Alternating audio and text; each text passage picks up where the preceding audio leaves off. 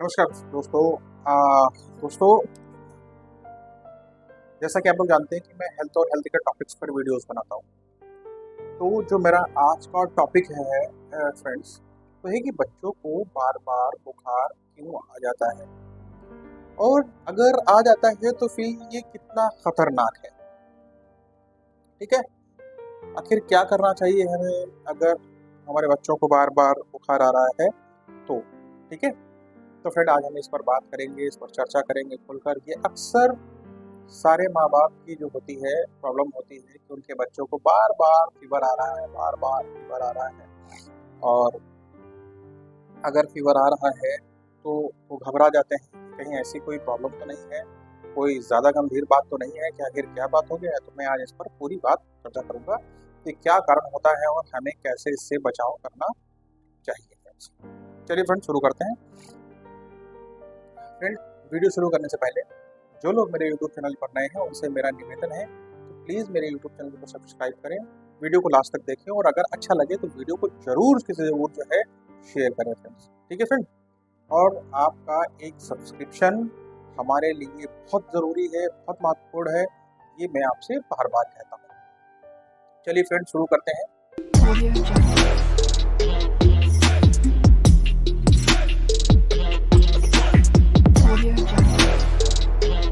देखिए फ्रेंड, छोटे बच्चों में अक्सर ये देखा जाता है कि कुछ बच्चों में बार बार फीवर आता है, बार बार बुखार आता है।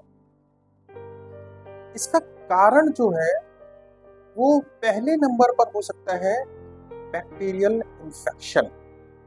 ठीक है, अब ये इन्फेक्शन वायरल और बैक्टीरियल दोनों हो सकता है, सिर्फ बैक्टीरियल ही नहीं। वायरल और बैक्टीरियल इन्फेक्शन दोनों हो सकता है जिसकी वजह से बच्चे को बुखार आ रहा है।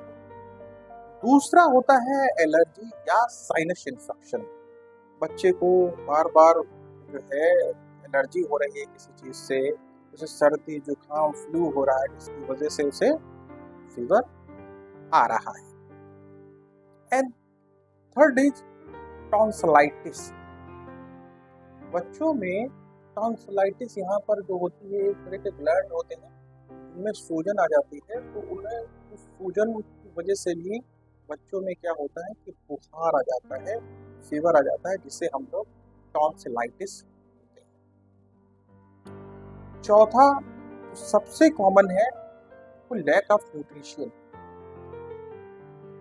आम भाग दौड़ भरी जिंदगी में या फिर ऐसी मिलावट भरी जिंदगी में बच्चों को सही से न्यूट्रिशन दे पाना, ये भी एक माँ बाप के लिए एक चुनौती बनकर रह गया है कि बच्चों को क्या दें, क्या खिलाएं। ये भी एक चुनौती से कम नहीं है कि बच्चों को क्या क्या देना है।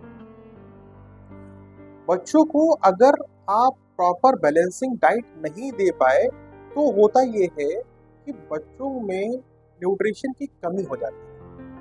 जब न्यूट्रिशन की कमी हो जाती है तो उसके शरीर में रोगों से लड़ने की ताकत बहुत कम हो जाती है, जिसकी वजह से होता क्या है कि बच्चों में फीवर कमजोरी के कारण आ सकता है, वायरल हो सकता है।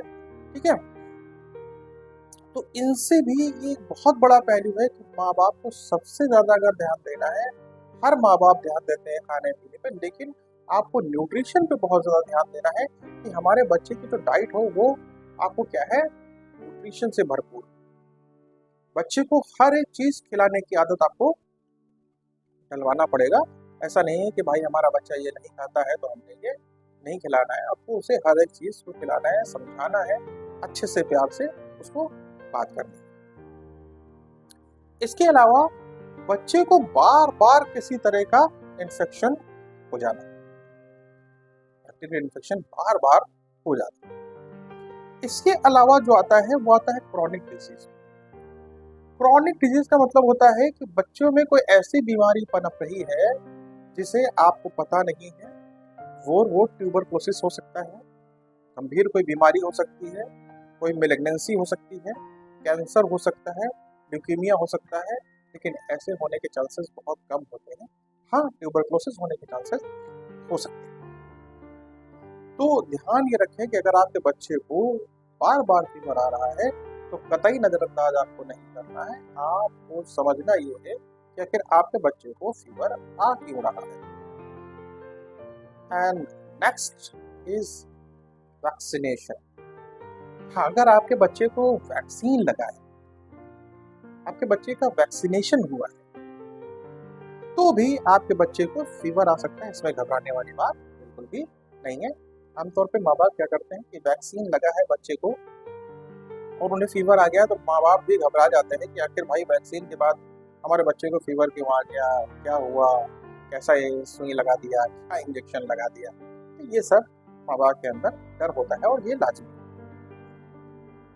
लेकिन अगर बच्चे को ऐसा हो रहा है, बच्चे को बार बार फीवर हो रहा है और ये फीवर 3 दिन से ज़्यादा हो रहा है, तो आप अपने नज़दीकी फिजिशियन के पास जाएंगे, अपने फैमिली डॉक्टर से मिलेंगे, ठीक है, उनसे कंसल्ट करेंगे और उन्हें बताएंगे। डॉक्टर्स रूल आउट करने के लिए बहुत सी चीज़ें दे सकते हैं, बहुत सी चीज़ें कर सकते हैं। पहले तो शायद वो जो है आपके बच्चे का ब्लड टेस्ट, यूरिन टेस्ट, ठीक है, और एक्सरे कराएं, जिससे उन्हें कुछ पता चल सके कि आखिर क्या हो रहा है।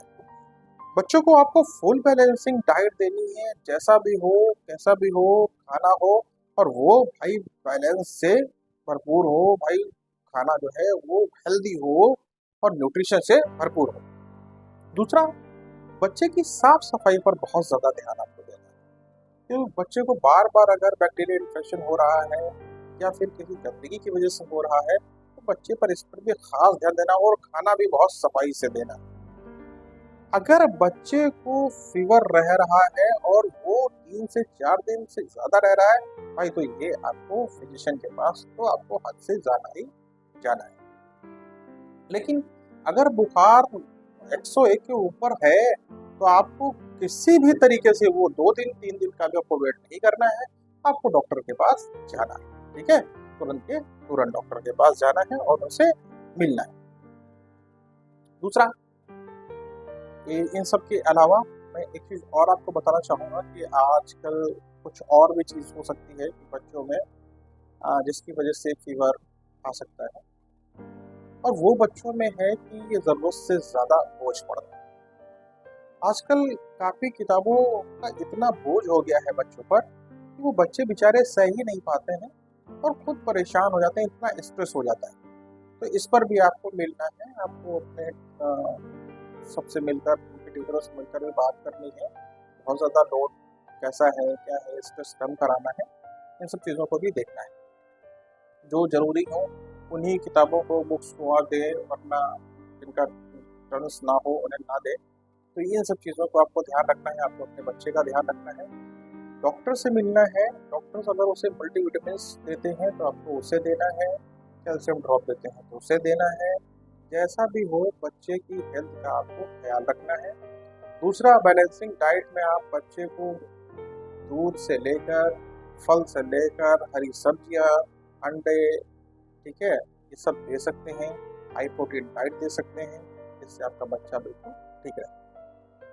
उम्मीद है दोस्तों कि आपको हमारा ये वीडियो पसंद आया होगा और आपने अब तक मेरा यूट्यूब चैनल सब्सक्राइब कर दिया होगा। जिन्होंने मेरा यूट्यूब चैनल सब्सक्राइब नहीं किया है उनको थैंक यू, क्योंकि वो सब्सक्राइब करने के लिए सोच रहे हैं, और अगर उन्होंने कर दिया है तो उनका बहुत बहुत शुक्रिया। ठीक है फ्रेंड, आज के लिए इतना ही, फिर किसी और टॉपिक्स पर बात करते हुए मिलेंगे। तब तक के लिए फ्रेंड्स, नमस्ते। और ऐसी ही जानकारी पाने के लिए आप हमारे यूट्यूब चैनल को ज़रूर से ज़रूर सब्सक्राइब करें और बेल आइकन का बटन का ज़रूर हिट कर दें, जिससे आगे आने वाली मेरी अपकमिंग वीडियोज़ का नोटिफिकेशन आपको मिलता रहेगा। Thank you.